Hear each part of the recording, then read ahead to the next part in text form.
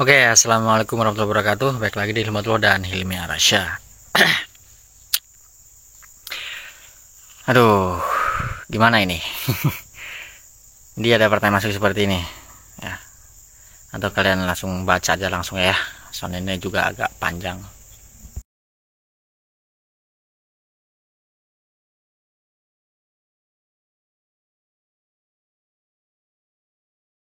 Nah, oke, jadi pertanyaan masuk seperti ini. Bingung ya ngejelasin. Mungkin gini ya. Saya juga bingung untuk jelasinnya itu gimana. Ya saya yakin kalau emang abangnya atau masnya ini udah ngerti ya, maksudnya udah paham sama motor, ya pokoknya sama kendaraannya lah ya, sudah paham, ya nggak mungkin komentar seperti ini gitu ya. Cuman mungkin di luaran sana ada mungkin beberapa teman-teman kita yang baru punya motor atau baru mainan motor atau yang sama sekali nggak ngerti soal mesin. Oke, kita bahas di sini ya, moga-moga tercerahkan. Jadi gini, ini salah satu alasan kenapa untuk kalian yang belum paham banget sama motor, jangan terlalu percaya sama komentar-komentar di grup gitu. Maksudnya jawaban-jawaban di grup ya, percaya tapi jangan ditelan mentah-mentah gitu ya. Kita masih harus menggali, kita harus masih mencari informasi-informasi yang lain gitu. Kayak misalkan seperti ini, mesin berisik, katanya cuman ganti ketengnya aja, dan ternyata begitu dibawa ke bengkel habisnya malah banyak, ganti ini mungkin ganti itu ya. Dan itu juga bukan cuma di Pulsar kan, katanya di motor Mio ya, Mio apa Bit Mio kalau nggak salah, di Mio juga seperti itu ya. Memang seperti itu mas ya, memang seperti itu. Gini, kalau kita mengalami mesin berisik dan sudah divonis yang berpenyakit adalah rantai keteng, nggak mungkin si bengkel cuma ngeganti rantai keteng. Kenapa? Karena kita harus bongkar mesin ya, apalagi di Pulsar ya, kita harus buka bak kopling, kemudian kita harus buka bagian atas gitu kan, mesin bagian atas. Dan kalian pikir ketika kita buka kemudian kita tinggal pasang lagi gitu ya? Enggak. Jadi kita harus ganti packing ya. Kalau misalkan nggak diganti packingnya pun, kita tetap harus modal yang namanya lem ya, lem. Karena packing ketika masih baru kita pasang nggak perlu pakai lem, nggak masalah. Tapi kalau sudah kita buka, diusahakan pakai lem, karena ketika mesin panas nanti bisa terjadi rembes dari sana gitu loh. Makanya harus dipahami, ketika kita ganti keteng, kita nggak cukup ganti ketengnya aja, ganti rantai ketengnya aja nggak cukup. Kalian harus ganti packing yang pertama, yang kedua masa iya nggak ganti oli ya kan, harus ganti olinya juga. Belum kita harus bayar ongkos ya buat si pemasang, karena kita kan masrahin ke orang ya, kita masrahin ke bengkel, ke mekanik. Ya udah, kita serahin aja ke dia.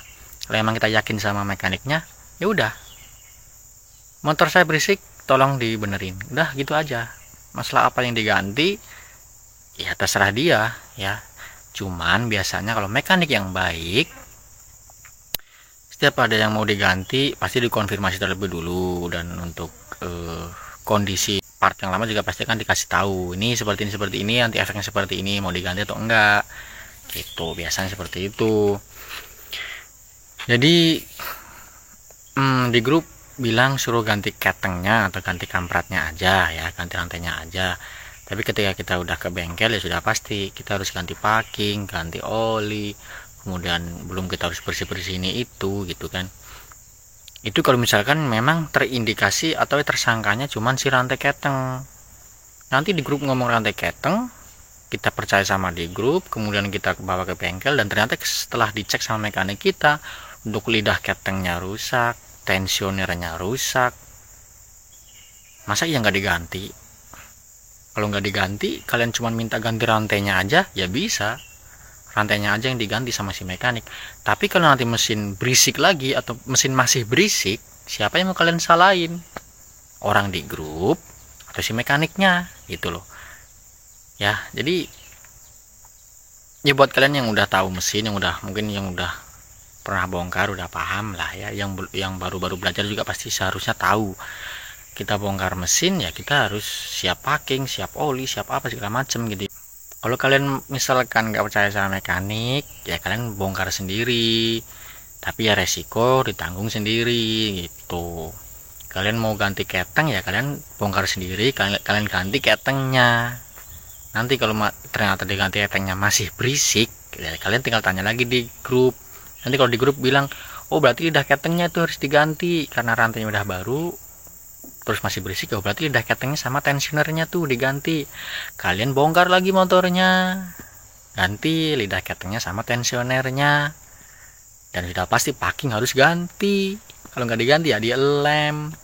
Dan oli, masa iya oli udah turun dimasukin lagi ya? Mungkin kalau masih sehari 2 hari atau seminggu 2 minggu, kalau sehari 2 hari ya boleh lah, tapi kalau udah 1 minggu atau 2 minggu itu udah tercampur sama gram-gram banyak gitu, percuma aja ya kan. Dan akhirnya biaya yang kalian keluarkan pasti lebih gede dan motor pasti lebih nggak enak. Soalnya ya yang namanya ini segala sesuatu lebih baik diserahkan kepada ahlinya. Kalau misalkan nggak ada ahlinya ya kita belajar gimana caranya biar kita jadi ahlinya gitu ya. Jadi seperti itu ya, moga-moga bisa bermanfaat ya. Jadi apa ya, seperti itulah ya, jangan kalian telan bulat-bulat ya. Makanya saya nggak terlalu ini ya, nggak terlalu respect sama orang-orang yang sering banget bertanya di grup gitu ya, mau grup WhatsApp, mau grup Facebook, mau grup apapun. Kalau memang basicnya dia belum tahu sama sekali, dia nanya ke grup, biasanya dia langsung percaya gitu kan. Oke, akhirnya dia ganti ininya itunya, ternyata yang rusak bukan itunya gitu. Jadi lebih baik kita tanyakan ke orang yang mungkin sudah berpengalaman atau orang yang sudah lebih tahu. Kalau misalnya kita nggak tahu, oh siapa sih orang yang berpengalaman, siapa sih orang yang bisa sama pulsar gitu misalnya kan, ya kalian harus cari informasi, kata orang ini oh ininya, kata orang itu itunya, kata orang itu itunya lagi ya. Kalian harus cek satu persatu, kalian bongkar dan nanti kalian satuin jadi satu ya. Informasi kalian kumpulin, kemudian kalian bongkar dan nanti ketahuan mana sih yang rusak. Oh ternyata ininya. Berarti kalau berisik ada beberapa macam kendala, berarti bukan cuma keteng doang nih. Oh ternyata gara-gara tensioner juga bisa nih berisik nih gitu. Oke ya, semoga bermanfaat. Saya Hilmi Arasya.